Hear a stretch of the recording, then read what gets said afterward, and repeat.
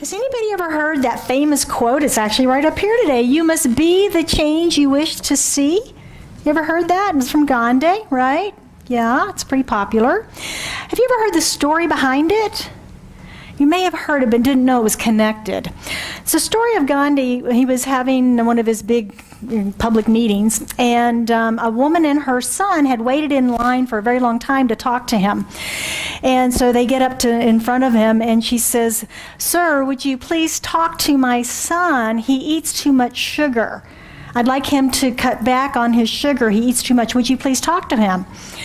And Gandhi looked at him for a minute, and he goes, "Come back in 2 weeks." She said, "Okay," a little confused. 2 weeks later, she came back. She waited again for a very long time to speak with him. There's always big crowds, of course. And once again, she gets up to the front of the line and she says, "We're back. Would you talk to my son now about eating too much sugar?" And he said, "Oh, yes, yes." And he spoke to the lad and counseled him on eating too much sugar and so forth. And she thanked him for his kindness. And she said, "By the way, could I just ask why you made me wait 2 weeks so that you couldn't help us, the last time we came through?" And he said, "Upon your visit 2 weeks ago, I was eating sugar." He explained that he could not speak or teach her son not to eat sugar if he himself had not taken the journey. That's the story. Isn't that a wonderful, brilliant teacher? To know that he first must walk the talk before he could teach it? Yeah. It's so easy to give advice, isn't it? Anybody guilty of that? Once in a while? Unsolicited? Sure. Yeah. I'm always fascinated when I catch myself wanting to give parental advice. I've had no children. I don't do that, right? So today, we are continuing our series for the month called The Prospering Power of Love. And my talk is Being the Love You Want. Being the love that you want. And in this example, Gandhi, and with his experience of giving up sugar, he had to be that, didn't he?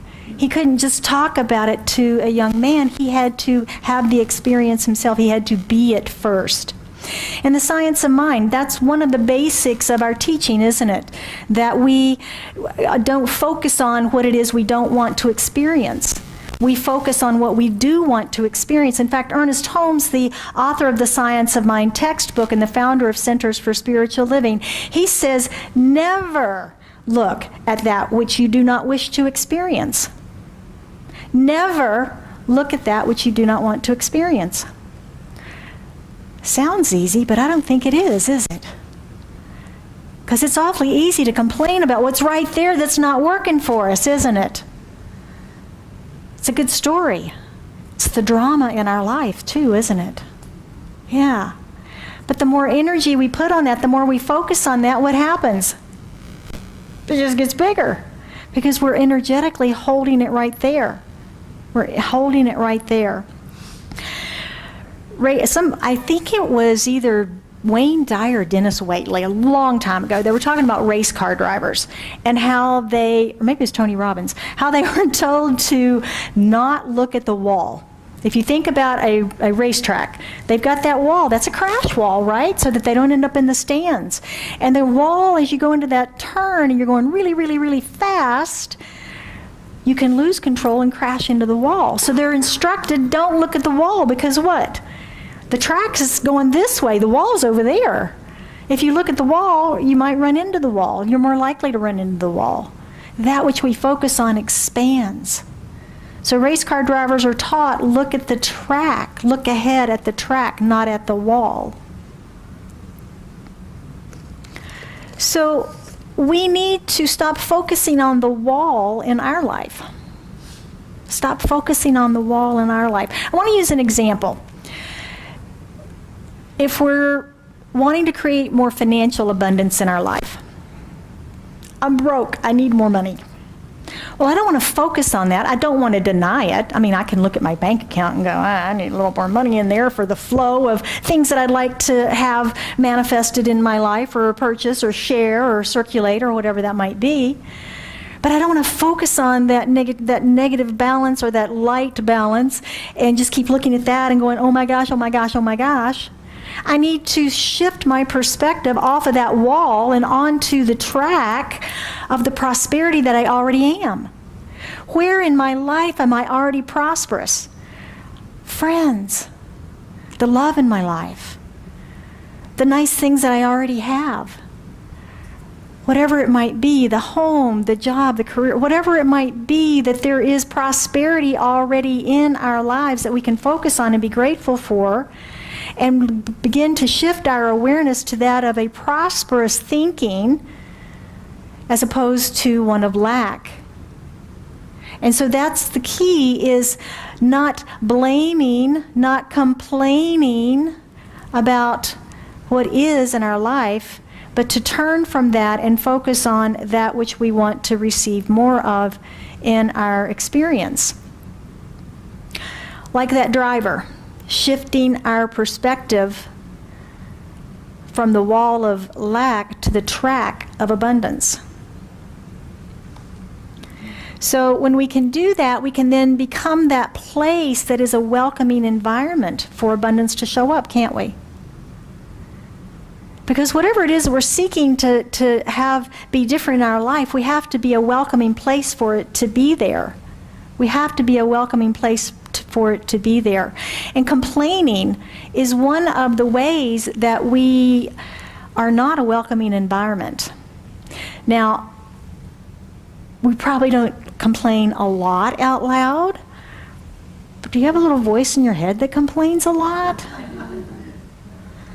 Boy, can that thing get going. Complaining about everything, judging. And how do we change that? Well, we recognize when we're doing it, right? And we start to shift those thoughts.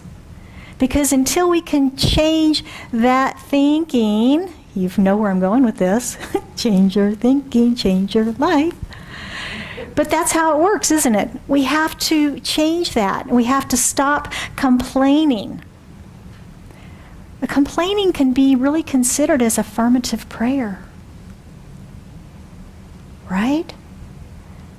Because we're affirming what we're complaining about. And the universe is going, oh, you want more of that to complain about. Cool. That's easy. You got a lot of energy around that. Yeah, that must be what you really want. Yeah. So it's where our energy goes, isn't it? It's where our focus goes that energy flows. Just made that up. So that's what we need to be. I know, right? You can use it. So we need to be aware of that and be aware of what we are focusing on. Is it the complaining? Is it the blaming?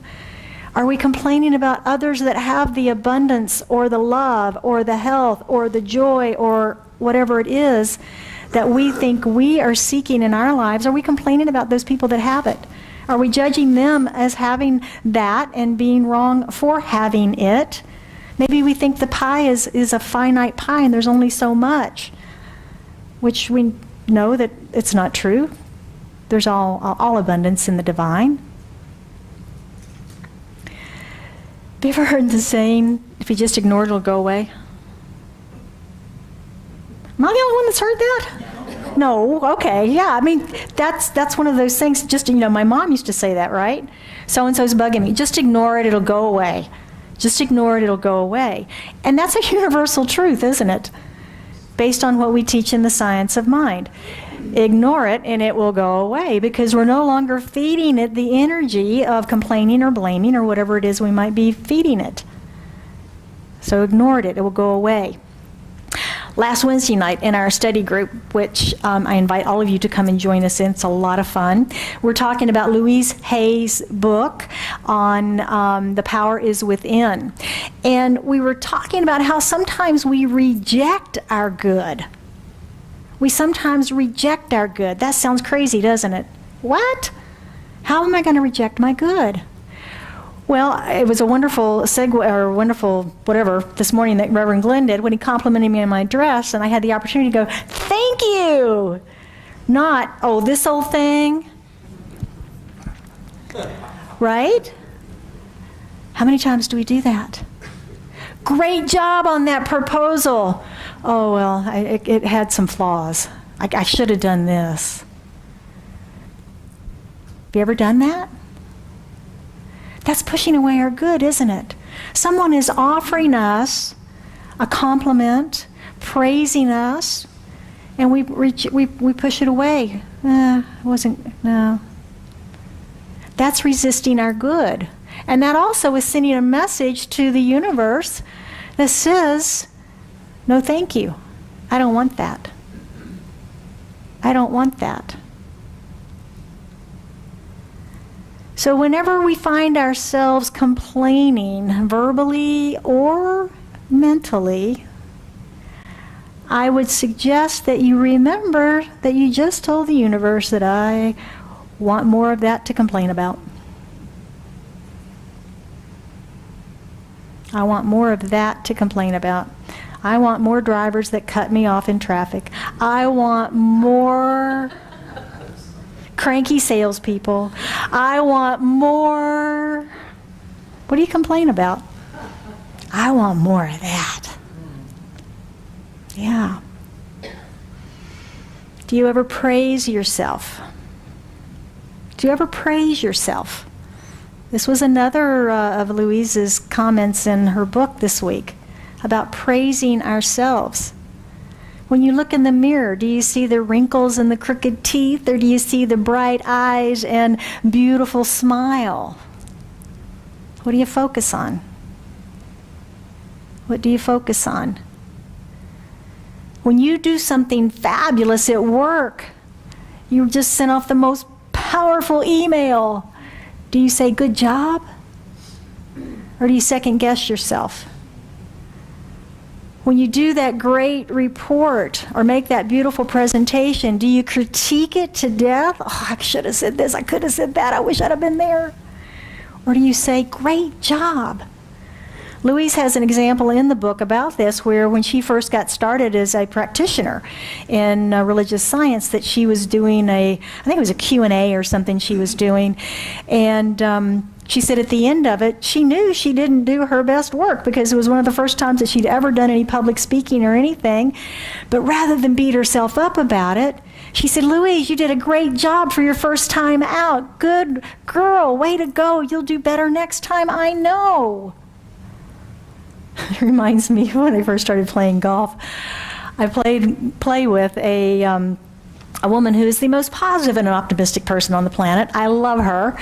And when I first started playing golf, it was bad. I mean, it's still not great, but it was really bad. And she would always, no matter what, oh, great shot.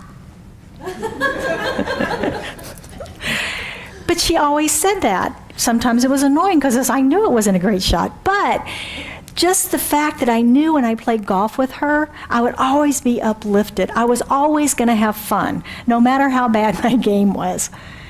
And that's what we're talking about the praise, allowing others to praise us and saying thank you and praising ourselves. So I have an assignment for you all. Tonight, when you get home after dinner, and you're doing the dishes in the kitchen, it's all done, it's all clean. Great job on the dishes. The kitchen is so clean. Right? Great job. Or if your duties are to take out the trash, great job on taking out the trash. The bag didn't break. I got it in the container all the way out, closed the door, and I put a bag in the back in the liner in the can. I did good. Silly, yes, right? Silly. But praising ourselves is so important rather than beating ourselves up. The world does that enough. We shouldn't do it to ourselves. We shouldn't do it to ourselves. So I would suggest that praising yourself when you do something good will create more opportunities for good in your life. So being the love that you seek is the same principles that we've been talking about, isn't it? Being the love that we seek is the same principles. If you want to receive more love in your life, attract a relationship, or improve your current relationship, to have it to be more loving, first we must be love. First, you must be love. It's not up to them. It's up to you. Wouldn't it be easier if it was up to them? Because it's really easy to blame them, isn't it? If you would just change, then I would be happy. Ooh, that hit a button.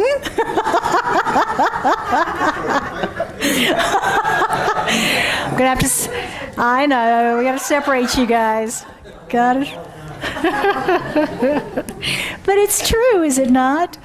We know we can't change the other person. We can only change ourselves. And when we can be love and become love, that's when they become loving, isn't it?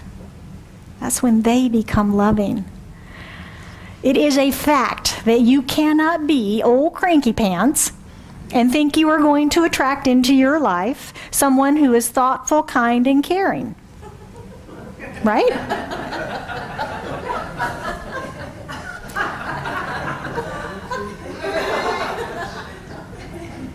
It is a fact that if you are thoughtful, kind, and caring, you will have thoughtful, kind, and caring people in your life.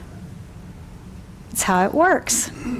It's a universal principle, and it works in all of our relationships. Our romantic relationships, our familial relationships, it works in business, it works in service industries. Have you ever noticed if a cranky server comes up to your table, and you can tell they're having not a nice day, if you are nice to them, what happens? They brighten, they smile, right? But if you meet that energy with that same energy, what happens? You probably spit in your water. So how do you show up in the world? Are you love? Do you show up as love? Do you show up as love? Do people experience you as love? Are you someone people want to be around? I think so. I'm really starting to explore this in my own life right now. I always say that ministers live their talks. Well, it's very true. So all month long, I've been looking at all these different things that I've been talking about around love, and I'm starting to look at it in my life of when something shows up in my life that is not in alignment with what I think I'm thinking. I start to look at that as the reflection and go, where might I be that? Where might I be that cranky person? Where might I say those unkind things? And it's very rare that it's vocal, but my self-talk can go that way sometimes. My self-talk can certainly go that way sometimes. And I'm starting to realize that while I can clean up the external voice, it's cleaning up the voices in the head. No, I'm not schizophrenic, but you all know what I'm talking about. It's that self-talk, that inner critic that has to be tamed. That has to be tamed in order for us to truly see the reflection around us of the love that we are here to be. Of the love that we're here to be. My mom used to tell me to straighten up and fly right. Never knew what that meant, except I better get in line. And that's much what this is. When I catch myself having those experiences, it's like, okay, Jilly, straighten up and fly right. You're out of alignment someplace. You're out of alignment someplace. So I have to ask myself, how am I dealing with the cranky customers? And I know if I go to the store and I'm cranky, I'm going to get the cranky customer service. I'm going to get the long line, right? All that stuff. So I have to do my checkup from the neck up, as Zig used to say, and get right with myself. Because when we're right with ourselves, all's right in the world, right? We've all heard that. And it's very true. It's very true. But sometimes we wonder, why does this stuff come into our lives like that? You know, I'm a good person. I go to church every Sunday. Why does this stuff happen to me? Well, I have a theory. And I'll share it with you. My theory is, could it be the way that the universe is preparing us to accept more good, more responsibility in our life, and be better stewards of that good. Use an example. Suppose you have a teenager. Got that picture? Okay. And the teenager comes home and says, Mom, Dad, I'm going to go get my driver's license today. And when I come out, I want a brand new car. Your response would be, sure, okay, when you come out of the DMV with your brand new ink, not dried driver's license, I'll have a brand new car on the curb with keys in it and ready to go. Have fun. Not likely, right? Not likely. Because why? They don't necessarily have the maturity, the skills to accept that responsibility of a vehicle. So what you're going to do first is probably teach them some skills, maybe driver's education, rules of the road, and then you're going to ride with them a little bit to see if they can actually handle the automobile. Do they tailgate? Do they speed? Do they text while driving? And you need to counsel them on things like, we don't let our friends borrow the car, nobody drinks in the car, no texting in the car, right? We have some of these things. And then that fateful day comes where you give them the keys to take that first drive by themselves in town with a check-in and a curfew, and you pace the floor the entire time until they get back home, right? Anybody have a memory just come up of your first time with the car by yourself? Yeah, terrified your parents. But we have to know that they've grown in maturity, emotional, mental, spiritual perhaps, to be able to accept the responsibility and the stewardship of that automobile. It's a big responsibility, isn't it? Yeah, especially for a young person, especially for many of us. It's a big responsibility. So I wonder if that is somewhat of what the universe is doing. Spirit provides us, infuses in us these desires. And if you think about it, we all want something. And if you look around our lives in first world and go, wow, we live such an opulent lifestyle, how could I want for anything? But there's still something that is a desire within us. And that is the desire of Spirit for self-expression through us. And we follow the steps of the path, but this desire may be so big that we don't yet know exactly how to handle it. So we might get smaller bits of it to deal with. And if that happens to be the love of your life, or a new career, or fill in the blanks, you might have to kiss a few frogs on the way. And in doing so, how do we deal with the frogs? How do we deal with the frogs? Do we go, oh, ain't it awful? It's another frog. Why do I always get the frogs? Or do we go, that was another frog dressed up like a teacher on my path. I get to move on to the next one. Because I learned a lot. I've taken a quantum leap into my next greatest expression, haven't I? I've taken a quantum leap. I've learned so much in that. So the question is, are we responding in love, or are we reacting in fear? Are we responding in love or reacting in fear? That's how we develop our spiritual maturity, our spiritual growth, to become the good stewards of the good that is seeking its expression through us. That's my theory. That's my theory. So I want to move today into practicing our principles and see how we might practice this prospering power of love, and be loved this week.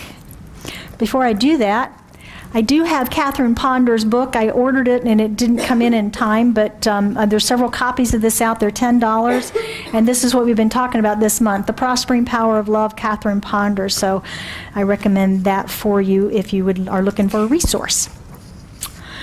So our practicing the principles. Number one, be the change. Be the change you wish to see. Become what it is you're seeking. If it's love, if it's health, if it's abundance, if it's a more rewarding career, show up that way.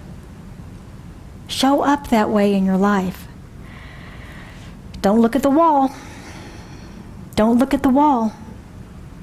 Looking at the wall is the idea of complaining and blaming, as opposed to looking at the track ahead, focusing on what it is that we do want to see and experience in our life.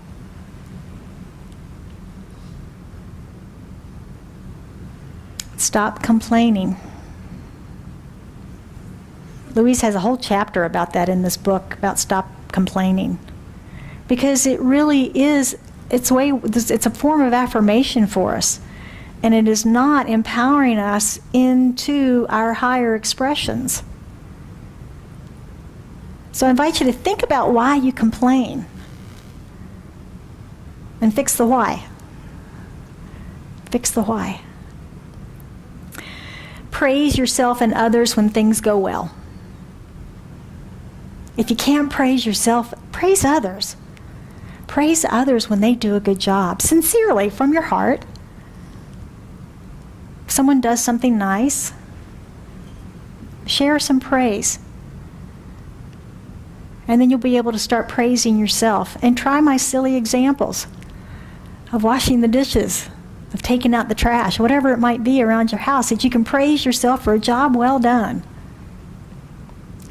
And number 4, you might have to kiss a few frogs along the way. You might have to kiss a few frogs.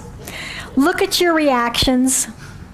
Look at your reactions when things are not going your way. And just think, this is a frog. All right. This is a frog. Are you responding in love or reacting in fear? So I want to close today with a few thoughts around Gandhi's being the change. Whatever changes you would like to affect in our society has to begin with you. Whatever changes you would like to see affected in our society begins with us. We cannot say we want peace on our planet and be a place of anger and hatred. Let your every moment be an example of what you teach and counsel. It's walking our talk, isn't it? It's walking our talk. It's showing up as that which we teach. And let your every action be a reflection of your beliefs. When you're driving down the road, when you're in the lines, when you're being inconvenienced. Let every action be a reflection of your beliefs. And let your every word be reflected of your own thoughts. And sometimes we have to clean up our thoughts, don't we? Yeah. So if we're looking for more love in your life or looking for more love in the world, do not judge, blame, or complain. Stop looking at the wall and focus on the track of love. So I want to thank you for being with us today as we are continuing this Prospering series, and for being love in a world that so desperately needs it right now. That's what we've come here to do and to be, is love. So I would invite you to join me into an affirmative prayer this morning. And as we move into this prayerful time, I'm going to invite us all to raise our vibration, raise our thought, and hold space in this room for Parkland, Florida, and for all that has transpired there this week, for the 17 that lost their lives, for the family, for the community that's been impacted there, knowing that our love and the vibration that we hold is one mind and the one wholeness of the consciousness of all life. So I invite you to join me in prayer now. As we move into this time of prayerful recognition of the infinite power and presence of love, that love is all that there is, unconditioned, unconditional, pressed down to overflowing. And while it may be that sometimes we can't see that, don't feel it, it does not mean it is diminished, much like the sun is not diminished and hidden when hidden by the clouds. It's still there, shining its light. So I know that love is the only power and presence of life. It is this thing we call God. And all of it is here now, present in this room, in, through, and as each one of us, as manifestations, as representations of it in form, filled with, from that, of that divine love.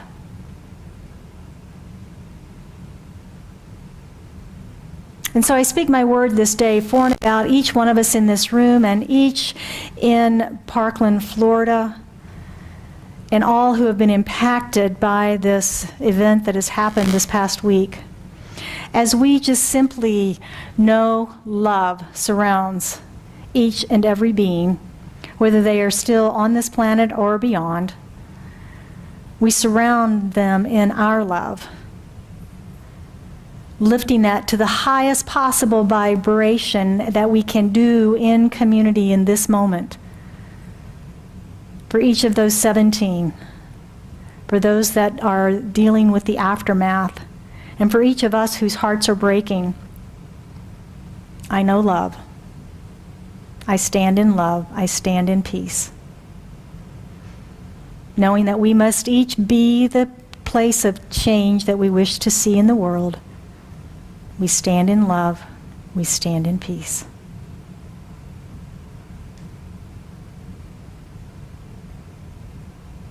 I am grateful for this knowing, and I am grateful for the love and the manifestation of this prayer.